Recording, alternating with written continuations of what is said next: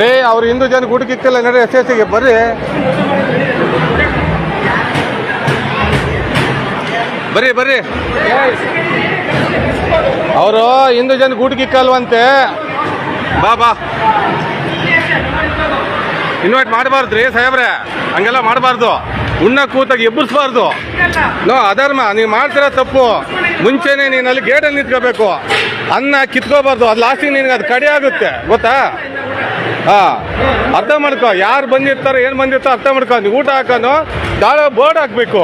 ಅದು ಬಿಟ್ಟು ನೀನೇನೇನೋ ಮಾತಾಡಬಾರ್ದು ಆಗ್ಲಿ ರೀ ಊಟ ಕೂಡ ಎಬ್ಬರಿಸ್ತಾರೆ ಅಂದ್ರೆ ಸಾಹೇಬ್ರೆ ಗೊತ್ತಿಲ್ಲ ಬಂದಿರ್ತಾರೆ ಅಮಾಯಕರು ಬಡವರು SC ತಪ್ಪಲ್ವಾ ಅದು ತಪ್ಪಲ್ವೇನ್ರಿ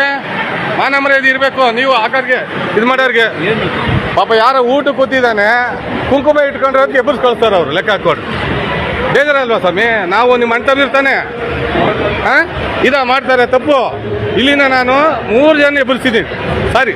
3 ಜನ ಎಬ್ಬರಿಸಿದ್ದಾರೆ ಯಾಕೆ ಮಾಡಬೇಕು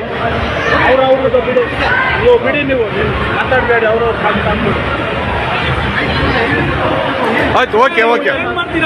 ಆಯ್ತು ಓಕೆ